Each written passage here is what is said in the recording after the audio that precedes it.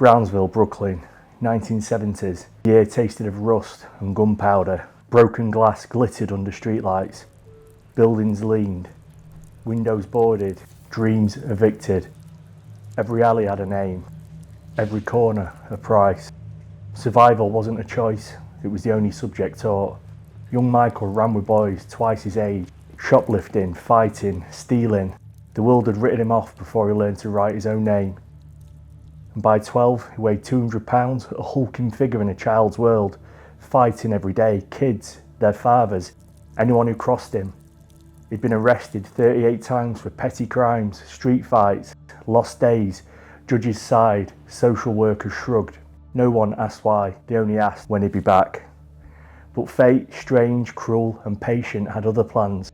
In the grey silence of Tryon School for Boys, a juvenile detention centre upstate, Counsellor Bobby Stewart watched the boys shadowbox in a yard. Not wild, not reckless, controlled, quick, compact, like a storm folded into a fist. Stewart, a former Golden Gloves boxer, saw something, not a delinquent, a diamond in the rough. He made a deal. You listen, you learn, and for the first time, someone spoke to the boy like he had a future. Stewart introduced him to Cus D'Amato, an old man in Catskills, a trainer, philosopher, dreamer. Gus lived in a Victorian house above a small gym. The air smelled of liniment, leather and cold coffee. Faded fight posters peeled from walls. Heavy bags hung like sleeping giants. Cus looked into those angry, stuttering eyes and didn't flinch. He didn't see a criminal, he saw potential. A champion, a son. You're not a thug, Cus told him. You're a weapon, and weapons need direction. Under Gus, chaos found rhythm. The boy who fought the streets learned to fight with purpose. Morning started before dawn, shadowboxing in the frost, breath clouding like smoke. Gus in the corner, low voice. Fear is the greatest obstacle to learning, but fear is your best friend. Fear is like a fire. If you learn to control it, you let it work for you. If you don't, it'll destroy you and everything around you. Footwork replaced fear. Discipline replaced despair. Cus taught a peekaboo style, hands high, a fortress that moved like a blade. Defense as offense, patience as power. In that small Catskill gym with creaking floorboards and cracked mirrors, a legend began to breathe. Tyson's days became ritual. Run 5 miles through the pine forest, spar until knuckles bled, study old fight films at night. Jack Dempsey, Joe Louis, Rocky Marciano. Gus narrated like scripture. Speed is truth, power is belief, but character is everything. Evenings they talked, not about boxing, but life, ego, fear, the difference between strong and being free.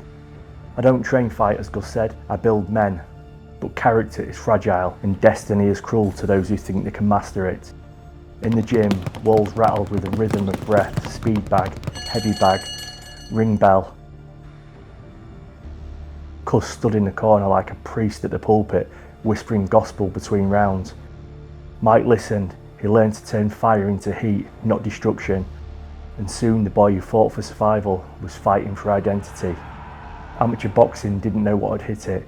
Tournament after tournament, he left trails of disbelief. Fighters twice his age, it didn't matter. He didn't need to win. He fought to erase doubt. In small, smoky halls, the air shifted when his name was called. People watched not to see if he'd win, but how long the other kid could stay conscious. By 16, he'd flattened men in seconds. Junior Olympic champion in 1981 and 1982, stopping opponents with punches like car crashes. His right hook short, violent, perfect, a hammer that found every chin. And at 17, he knocked out Kelton Brown in 8 seconds. The referee didn't even bother counting. But destiny doesn't wait for medals. Cus knew the amateurs couldn't hold him. He's ready. He told managers, Jim Jacobs and Bill Caton, he's a fighting machine. All we have to do now is wind the clock. Albany, New York, professional debut, Tyson, 18, stocky, calm, silent. Across the ring, Hector Mercedes, confident, untested. The bell rang. 1 minute 47 seconds later, a short left hook, a body shot. Mercedes hit the canvas. With that thud, The new era in the heavyweight boxing began. Over the next 12 months, 19 fights, 19 wins, 12 first round knockouts. Every night a new victim, every morning the legend grew. Crowds came to witness the precision violence, silence, then destruction. Commentators ran out of adjectives, trainers ran out of plans. Tyson wasn't just winning, he was rewriting the heavyweight movement. Shorter than most, faster than all. He slipped punches by inches, countered before the first returned, hooks, uppercuts, body shots, a symphony of controlled aggression. Under Kevin Rooney, Cus's protege, his form sharpened to surgical levels, every combination drilled into instinct, Peekaboo guard tight as armour, head movement like liquid steel. He'd slip left, weave right, appear behind the jab as if time paused for him alone.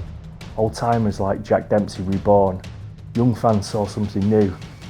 To the world, Iron Mike. To himself, still the scared kid from Brownsville, now aiming the fear. He demolished opponents like memorised chapters, Donnie Long, Ricardo Spain, Sterling Benjamin. Each promised a test, each lasted less than a round. When he knocked out Eddie Richardson in just over a minute, sports writers arrived early to not miss it. In 1985, Cus D'Amato died.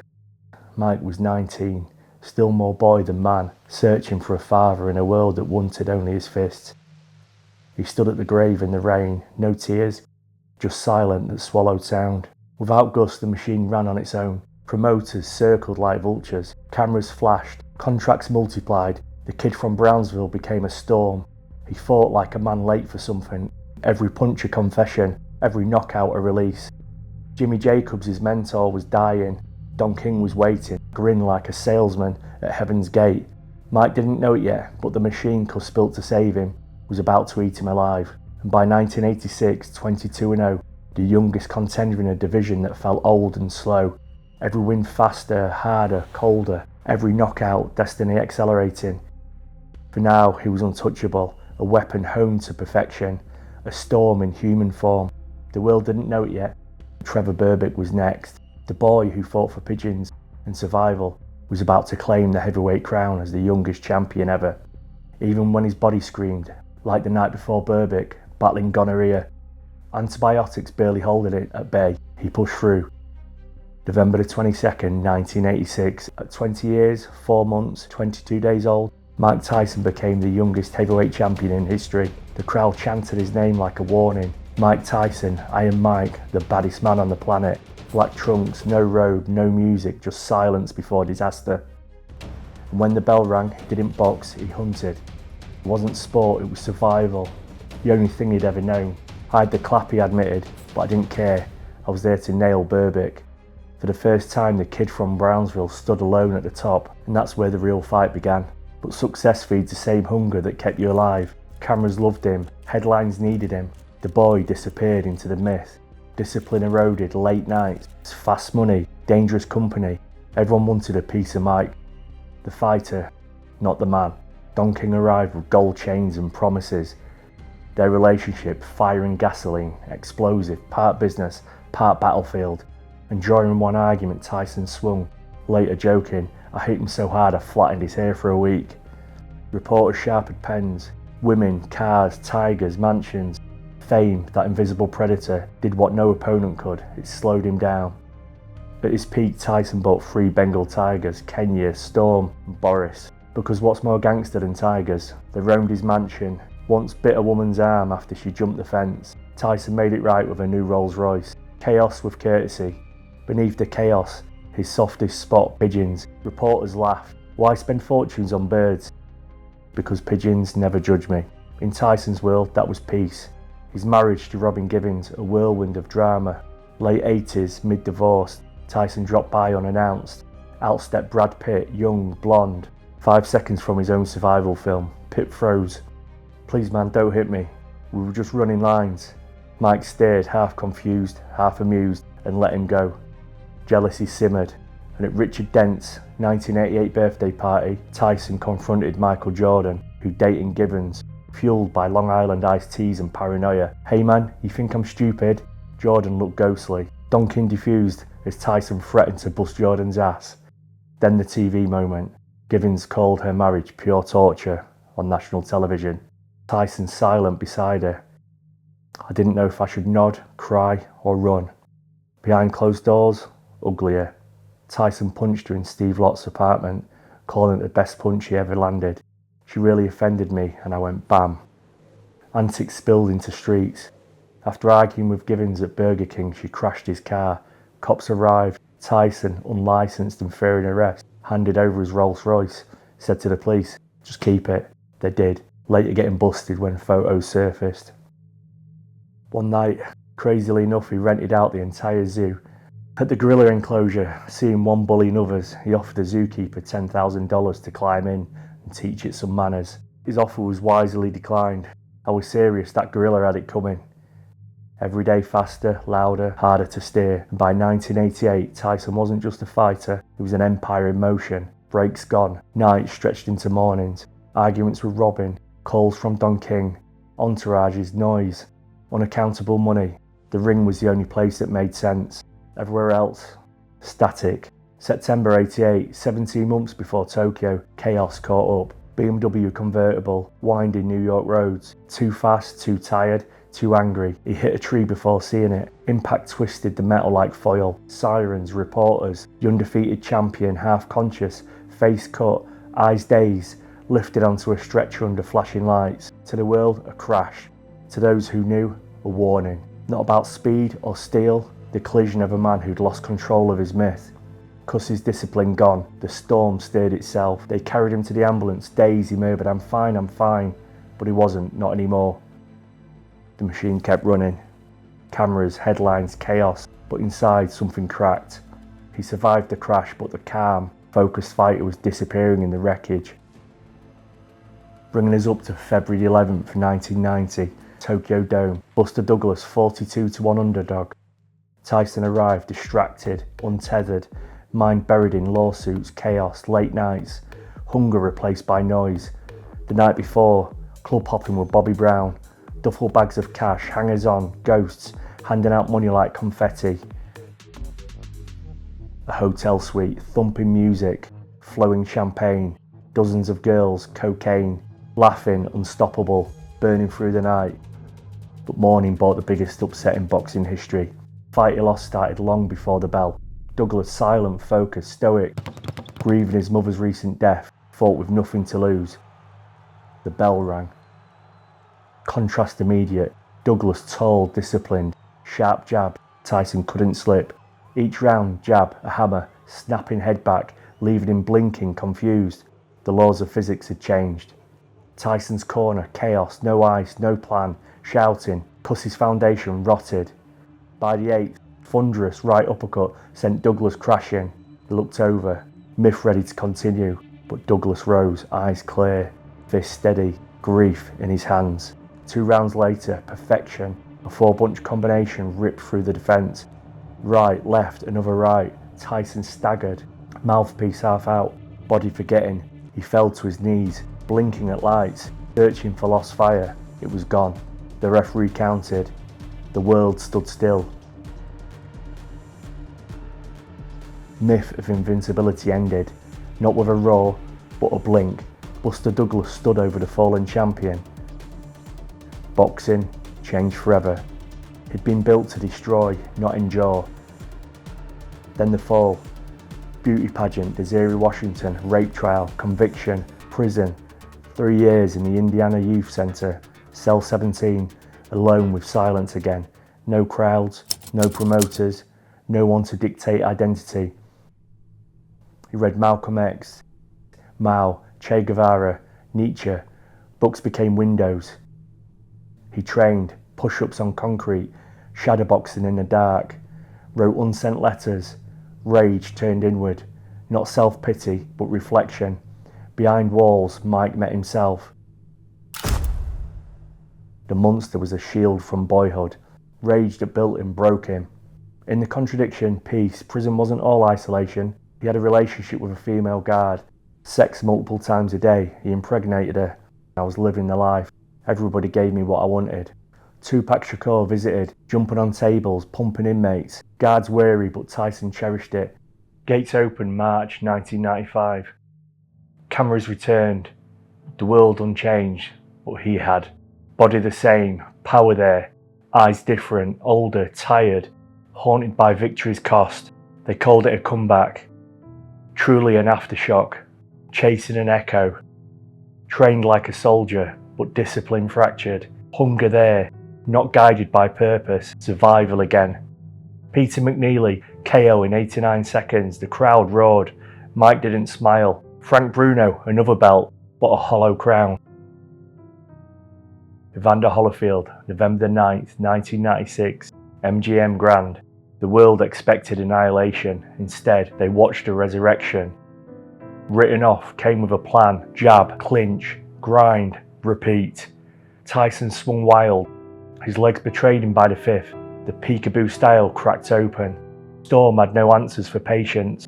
Round after round, Holyfield marched forward. Blood poured from Tyson's eye. The crowd hushed. In the 10th, a left hook folded him. He rose at 9, but the fire was gone. Round 11, referee Mitch Halpin waved it off. Baddest man on the planet was beaten by a man who refused to blink.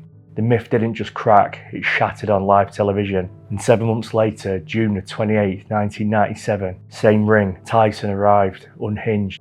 Holyfield arrived, again unbreakable. The world expected destruction, but they saw desperation. Fighting, undying ghost. Holyfield headbutted, clinched, fought dirty. Tyson bled, broke, and round 3, that famous bite. Not once, twice. Tore off a chunk of Holyfield's ear, spat it out. Frustrated over head clashes, I bit him because I wanted to kill him. I was really mad about the head being bumped. I lost consciousness for the whole of the fight. Disqualified, fined $3 million, licence suspended, mocked, feared, forgotten. He drifted. Fights came and went. In the year 2000, a UK fight, he fought high cocaine, marijuana, before KOing Lou Savarese in round 1. He passed his drug test with the infamous Whizzinator, a fake penis with clean urine. One time, I used my wife's, and she said, "Baby, you better not hope it comes back pregnant." And before the Lennox Lewis fight in 2002, there was a press conference brawl. Tyson punched a bodyguard. He and Lewis rolled on the floor. He bit a chunk off Lewis's thigh, fined $335,000. And then the iconic face tattoo, Maori tribal. It was almost going to be hearts, but the artist refused. It was inked weeks before his 2003 fight. Later, that famous tattoo sparked a lawsuit. Warner Brothers copied it for The Hangover Part 2. They settled quietly. Even Mike Tyson's ink packs a punch. And by 2005, he quit mid-fight versus Kevin McBride. Retired in the ring. I'm just fighting to take care of my bills. I'm sorry I let everybody down. I just don't have the guts for this anymore. My heart's not in it. Raw admission. Chasing money, not glory. Headlines faded, and in the descent, he stopped running from the boy inside. He began to laugh. Soft, honest. Not that maniac raw. He talked pain, fear, love. People saw Mike Tyson, the thinker, farmer, father, man. He raised pigeons again, like the boy who fought for one. He built a coop in his yard, watched them circle, married, divorced, married again, had children, held them, apologised, tried to be the father that he'd never had. Time softened edges, but it didn't erase the past. You can't outrun the machine. It hums, waiting, but he learned to live beside it with understanding, not fear or denial. I'm not the same person. I was a boy in pain, trying to act like a man he wasn't. The weapon learning it fought itself, not the world. Podcast, hotboxing with Mike Tyson. Sat with rappers, philosophers. He listened more, laughed at myths, acted, stood on stages, told stories, cried before strangers, said I'm sorry to Robin Givens, visited prisons, spoke to kids like the 12-year-old him. You're not your worst day, you're not your anger, you're not what they say, and he meant it. 2020, age 54, an exhibition versus Roy Jones Jr.